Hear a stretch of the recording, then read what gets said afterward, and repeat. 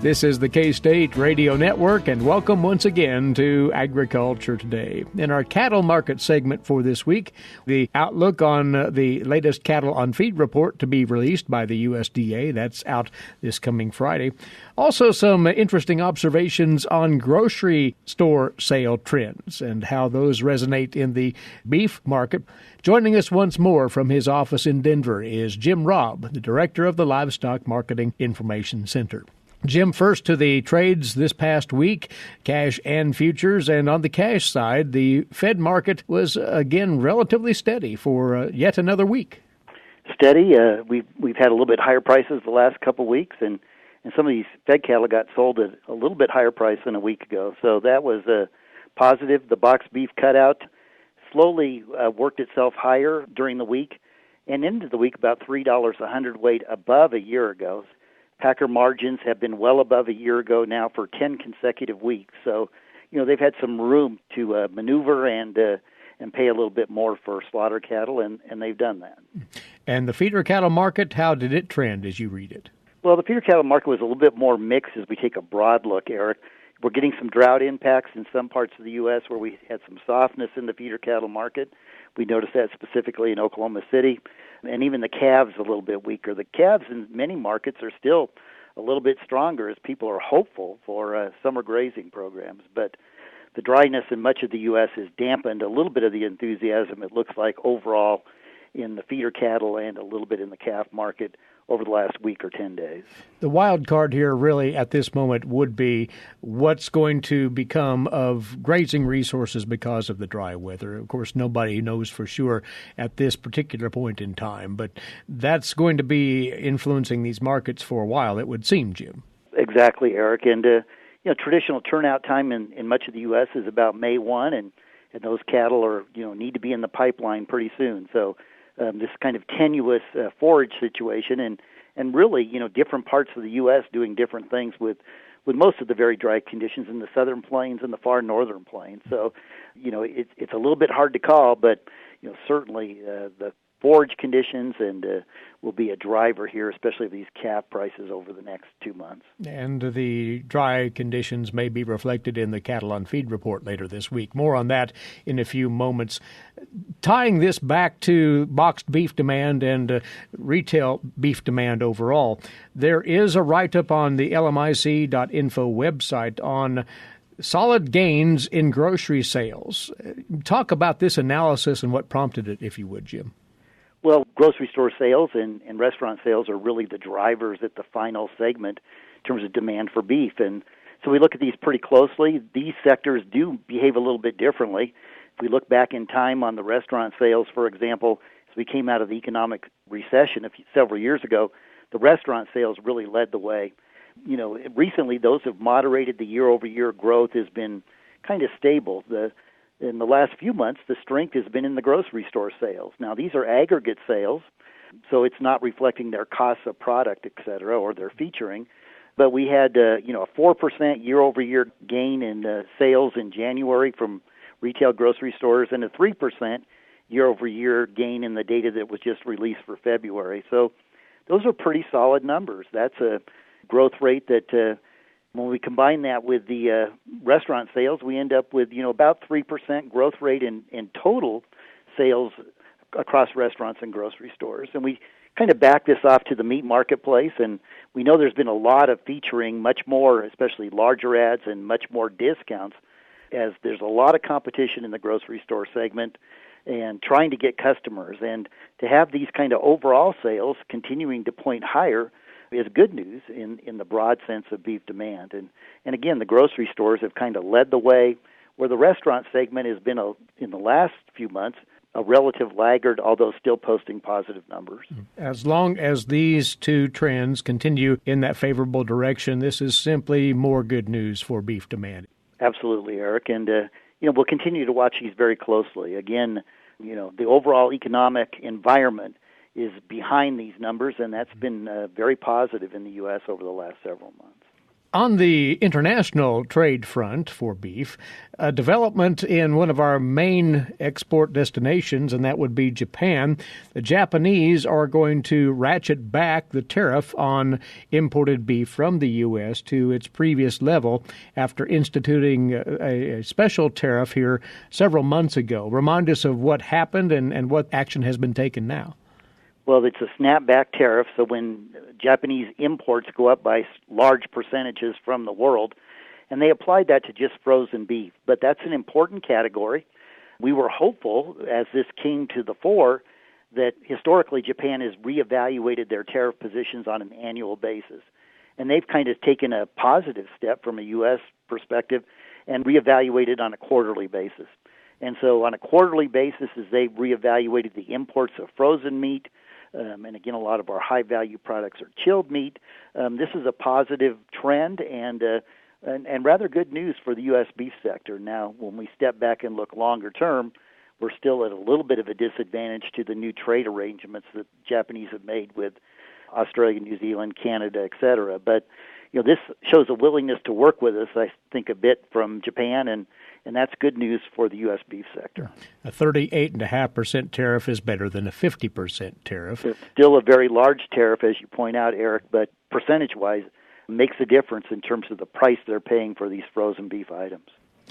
And before we get into the LMIC forecast on the cattle on feed report, you note also, Jim, that Canada just put forth, after some delay, its cattle inventory report, and this has relevance to our beef sector here in the U.S. Well, the U.S. put out from USDA's National Ag Statistics Service, the cattle inventory estimates back in January, late January for January 1. Canada takes quite a bit longer, and it was delayed this year. There was a bit of a surprise overall in the report, Eric. They've been working on their numbers, and they actually, over the last several months, have made significant reductions in the total number of cattle in their herd back to 2010, 2011.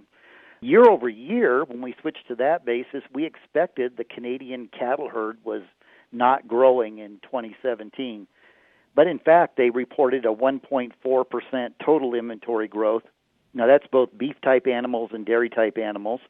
A smaller growth rate, 0.8%, just less than 1% in terms of number of beef cows, and about 3% more dairy cows. So the total Canadian cattle inventory is still smaller than it was in 2015, Eric. Certainly shows that we're not going to see a surge in imports probably of either beef or cattle coming south from Canada, but modest growth in their overall breeding herds and their livestock numbers. Lastly, Jim, what you and colleagues at the LMIC are thinking about the numbers expected out from the USDA on cattle on feed that's due out this Friday, March the 23rd. We've seen growth in placements in recent months. Is the expectation for more of the same? The expectation is for more of the same in terms of placements, Eric, but a rather wide range in those estimates. And most of the unknowns being in the southern plains, especially because of drought conditions in most of the southern plains, especially the western parts. There's a wide range. In terms of placements, at the LMIC, we're on the lower end, but as we continue to receive data since we made these estimates, we would probably gravitate higher. This number is going to come in 100% to probably 106 or 107 of a year ago. Marketing should come in above a year ago, about nearly 2% above last year. Now, we had a ramp-up in marketing rate last year, but that's still moving cattle through feedlots at an adequate pace. We're not backing up the animals. But that'll leave us a pretty wide range on these pre-report estimates. The bottom end will be about 7.5% more cattle on feed than a year ago, up to about 8.5% more cattle on feed than a year ago. If it's up towards the higher end of that kind of expected range, that does dampen the enthusiasm even more, as many of these cattle will come out late in the summer quarter out of feed yards for marketing, maybe into early the fall quarter. So this is a report that has the potential to surprise the marketplace a little bit. I would gravitate towards the higher end here, and the weights of these cattle as they're being placed will be one of the keys. So market analysts will look first at the placement number, and whether these are mostly calves or these are lots of yearlings still coming into feed yards will be one of the keys to how they mark through the system and become market-ready cattle as we get into the summer. It's been a while, Jim, since we've talked about cattle inventories on feed and bring up concerns about being current. We're not quite there to that issue yet, but it could be looming on the horizon if things continue on this path. Well, we've placed a lot of cattle against the summer quarter. If we could market a lot of cattle, which we did last year, but we have to even market more cattle than last year. So the risk of backing up cattle seems to us is out here in probably in May, June, July. This is something to certainly watch out for, because if we do start to back up larger numbers, that will really hit these fed cattle prices pretty hard and pretty quickly. Again, it's not an immediate concern, but as we get into the summer quarter and the fall quarter, we're going to have to watch this very closely. Jim, we appreciate your observations on all of this, and we'll catch up with you again very soon. Many thanks to you. Been my pleasure, Eric. From the Livestock Marketing Information Center, it's Director Jim Robb. He's along with us to talk about cattle market trends regularly here on Agriculture Today. For 25 years, K-State Research and Extension's Kansas Agricultural Mediation Services has been providing a no-cost, confidential place to call in and visit with an agricultural lawyer. Our experts are available to help you producers handle legal and financial issues. Explore your options and generate solutions. Call us at 800-321-3276 or visit us online. Kansas Agricultural Mediation Services.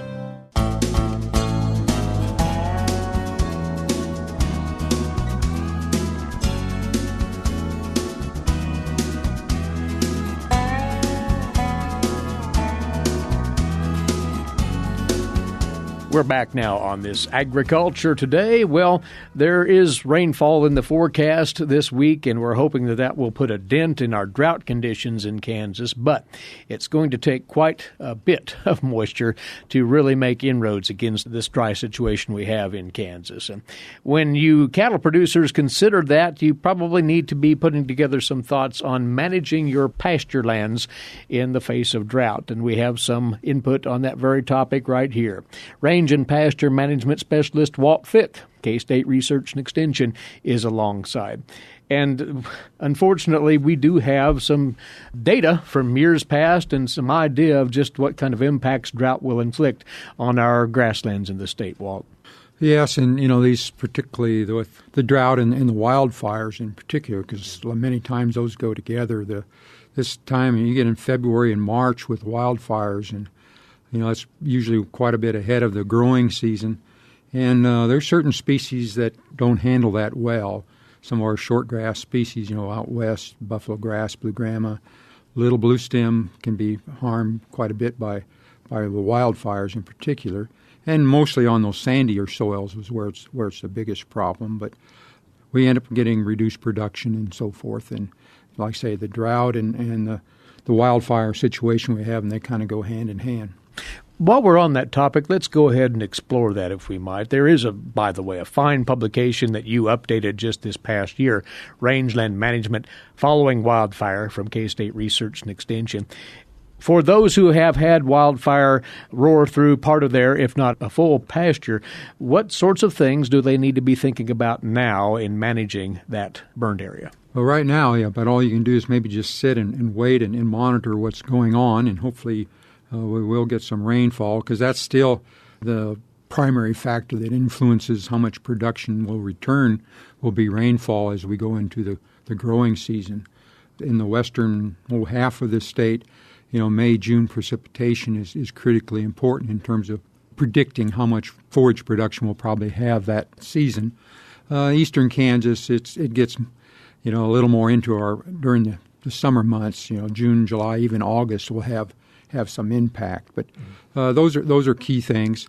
If we do get some precipitation and maybe things will be slower to green up, you might have to delay going on pasture for a while if you can, to give it a little chance to get started so you have enough to graze when you do turn out there.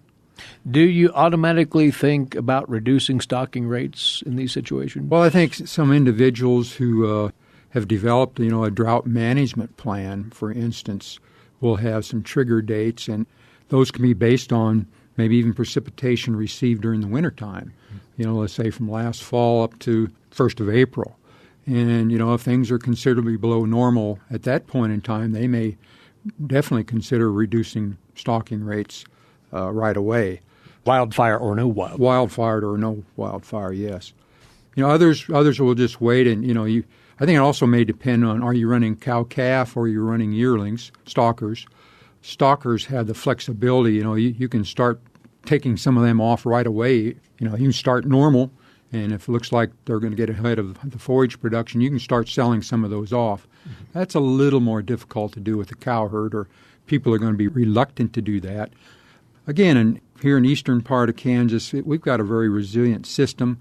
A single year drought, it has an impact, but it's not like having 2 or 3 years in a row. As we go west, then adjusting those stocking rates probably is going to be more common. I know I sit down and figure what forage production might be, and, if you lose let's say you got 1,000 pounds less production here in the eastern part of Kansas, you might have to back off 20-25%. If you're going to take off the same amount as you normally would with that lower production. Well, you lose 1,000 pounds of production in the western part of the state. Now you're talking maybe as high as a 50% reduction in stocking rate. So it does make a difference where you're at.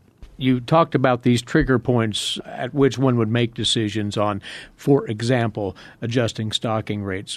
How does one go about establishing those? What should they build those upon?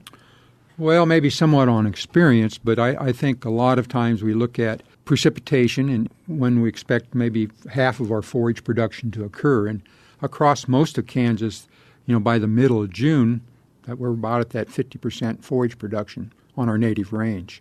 Mid-July here in the eastern part of the state, we're at 3/4 of our production. So that sometime in June, maybe by the middle of June, when we've expected half our forage production to occur, if that hasn't happened, well, then one might need to, that may trigger some reduction in stocking rates. The question then becomes, how do you determine, what your forage production is? And you about need to have, I would suggest, I think it's a good idea anyway, is to have an exclosure cage out in the pasture so you can actually see what the production would be without the grazing. And, we can clip and dry that and weigh it, and calculate it, but most people may not have the ability to do that.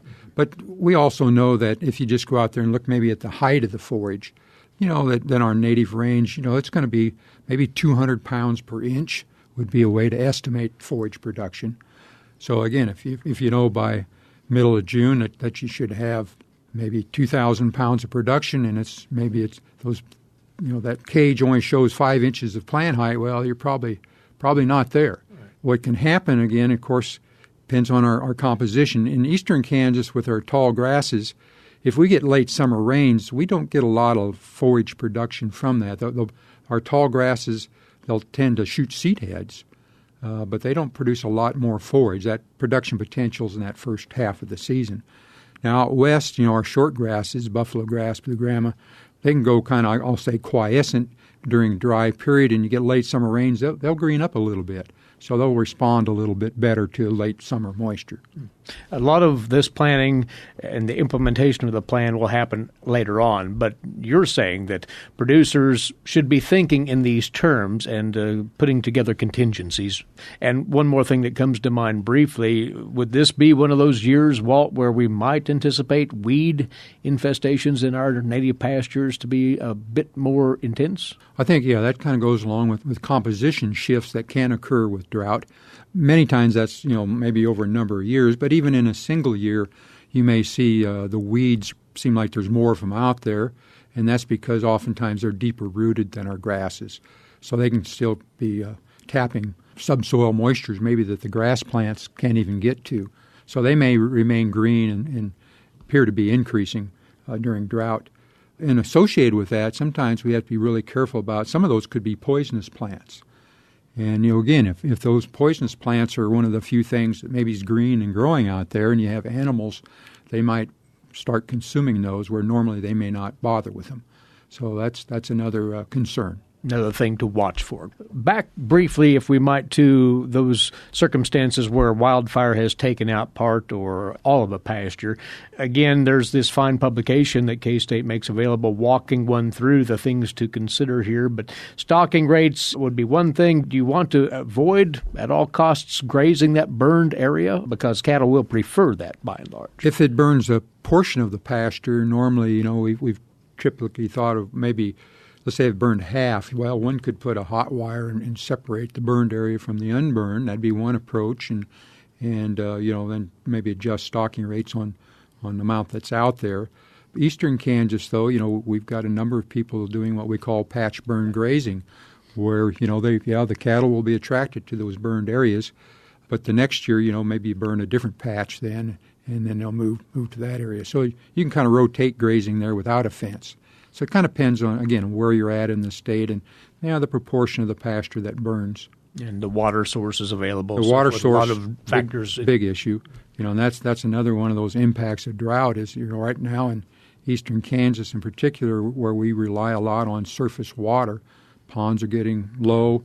We're going to have enough water for livestock grazing anyway. That could be a limiting factor in many respects. Well, it all comes back to the original premise here, Walt, and that is you want producers, given the circumstances, again, wildfire or otherwise, to be contemplating adjustments that they might want to make in their grazing programs because of the expectation that we are not going to break out of this drought fully anytime soon. Yeah, if you look at the 30, 60, 90-day forecast, it doesn't look too promising for this part of the country. They're talking about, April, May, June, probably below normal at best, but probably below normal precipitation. I think, they say equal chance, whatever that means, right? But temperatures, they're talking about warmer than normal temperatures. So if you got that with less than normal precip, it doesn't look good for forage production. Do take full advantage of the materials that K-State Research and Extension has put together on pasture management in drought conditions, rangeland management following wildfire. You can find out more about all of that through your local extension office. Go online to the K-State Research and Extension website as well to tap into that good information. Walt will be monitoring this and probably have you back as it becomes more clear come grazing season where we stand with our droughty conditions. Appreciate your time. He's Walt Fick, Range and Pasture Management Specialist, K-State Research and Extension, and we'll be back with more after these moments away. You're listening to Agriculture Today.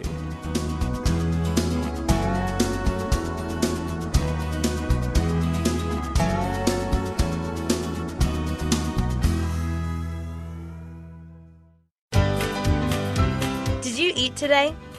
Thank a farmer. A way to get more involved in agriculture is through 4-H and FFA. Through 4-H and FFA, we have been given multiple opportunities to grow as leaders and learn more about agriculture. You can learn skills related to jobs, public speaking skills, and you get the opportunity to travel around the country and meet new people. If you want more information about getting more involved in 4-H and FFA, visit them on their websites at kansasffa.org and kansas4h.org. This is Agriculture Today. I'm Jeff Wickman. As the current 4-H year continues to fly by, now is a good time for 4-H members to review their various projects and determine whether they're still on track to accomplish their goals. Northeast Area 4-H Specialist Diane Mack offers a few suggestions for keeping those projects on track. Diane, almost halfway through the project year, and this is really a chance for us to talk about making sure that we're on track with those projects. Yes. So, the 4-H year starts in October, so here we are in the middle of March. And so I just wanted to remind people about thinking about those dynamic learning experiences that they signed up for at the beginning of the year.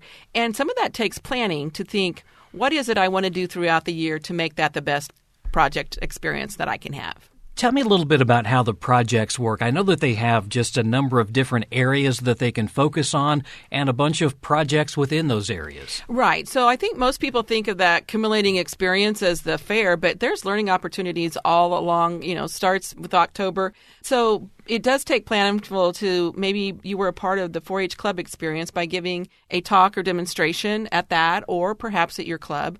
Also about what you can do within your project area for community service. What it is about, your project that you could either donate or be of service to others with it as well, besides all the learning that you want to happen. How does the learning happen? I know a lot of it is we talk about the learning by doing, but how does that work? Usually there's a project leader that works with the young person within that project area. So if there isn't a leader, it would be working with, the parents. But to really think about what are some goals I want to set in order to have that end product that I want at the end of the year. Talk a little bit then about how they can go about doing that, because it sounds a little bit difficult, to be perfectly honest, when you're thinking about a major project, but how am I going to break it into, I guess, some more manageable steps? So what I suggest they do is to look at what is the projects I enrolled in, and then to think about some goals. Maybe they set 1 or 2 goals for each project area, and for each goal, they want to have 3 different parts. So there's the action step, how will you go about doing something? Number 2 is results. What is it you're going to do? And number 3 is the timetable in which you're going to do it. So those 3 parts. And then the last thing you ask yourself is, do I have control over those things I want to do? So let's just take, for example, that the goal I would want to say is learn something new. Well, that's not very specific. Includes action, but it doesn't include the specific result or a timetable, and it's not really measurable. Now, maybe you say, I want to win grand champion at the state fair. Well, that includes a result and a timetable, but does the young person have control over that? No, they don't. The judge is going to make that determination. So it's those pieces that they really need to sit down and look within those project areas and determine that. And if somebody has been doing this would also be a time maybe to reassess to make sure they're on track? Right. If they have, set those goals at the beginning of the year, which that's, the ultimate way we would hope that would happen, but we know sometimes it doesn't.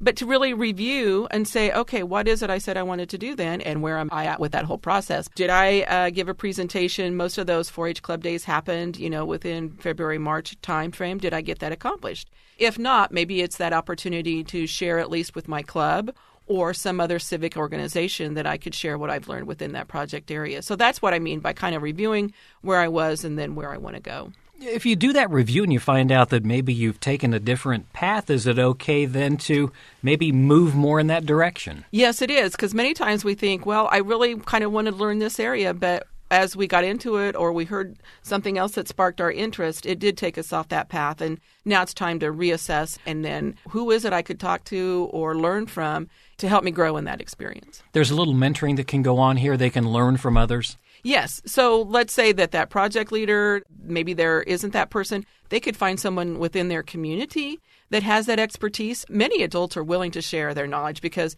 the reason they're doing those things is because they have that passion. Whether it's in geology or photography, some people that maybe do it for their living, that's what they do professionally, or that they have a passion around it through their hobby or something. And that's one thing to learn from a book or from watching videos. It's another to really learn by experiencing it. Right. And, there's many things right now that you could just find on YouTube. Some people do learn from that. But I think having that personal interaction and really that hands-on learning. And then if they look towards the summer, which right now we're kind of in spring break season.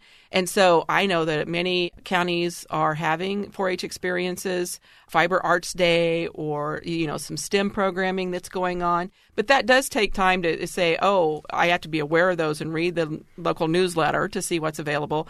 Or if they're thinking towards summer, because many times when school's out, they wait till school's out and then have more time to devote to 4-H. There's 4-H Discovery Days that's coming up right now. And that is allowing them to come to campus and then learning about what K-State offers within maybe that project area or learning experience. Is it a good idea for people to vary their projects from year to year so that they're not concentrating always in the same area? Sometimes, sometimes people have this real passion and then they're going to continue that on for, let's say geology or photography or foods. But it is nice to branch out, maybe just take one different project and say, hey, maybe it's entomology. Maybe it's something that I haven't really thought about, small engines. But think about those learning opportunities and see who you can connect with to make that happen. I know that a lot of times we're planning for either the local fair or the state fair, but there is some feedback that goes on throughout this process. Right. So many times at the county fair, they do sit down with that judge and get that learning experience through a consultative experience. So they're sitting across from each other and having that conversation. That's the ultimate experience that we would suggest happens so that they can learn. Now, at State Fair, it's a little bit different because it's such a big venue that they may not even take their item. Their local extension agent does that, and then they can go see. But the county fair is where that really happens, to get that feedback through a judge. And a lot of this happens at the club level then, too? Yes, I think with the club level, during their club meetings, there's usually the business portion of it. Many times, again, the young people are doing presentations, so they could learn from their other club members about a new project area that they haven't heard about, or it gives them, again, an opportunity to share. And if they're an older 4-H member, they can be the leader and share their experiences with the young people. Maybe a 4-H member hasn't thought of that capacity as well. If we have to teach back, we really learn it a lot deeper because it takes that skill level to teach others. So again, you'd kind of like to have some of the 4-Hers maybe take the time over maybe spring break and just kind of reassess where they are. Yes. I think just that ultimate goal of just at least taking the time to sit down and say, what did I enroll in for this 4-H year and where am I at with that whole process? Because again, if you wait till right before the county fair or towards the end of the year, you'll miss all those opportunities if you don't have that plan. Then I would have them look at their local extension office's website as well, because that's where all those local opportunities are going to be happening. That's Northeast Area 4-H Specialist Diane Mack. More information about 4-H projects is available at kansas4h.org or by contacting your local extension office. For Eric Atkinson, I'm Jeff Wickman. You've been listening to Agriculture Today over the K-State Radio Network.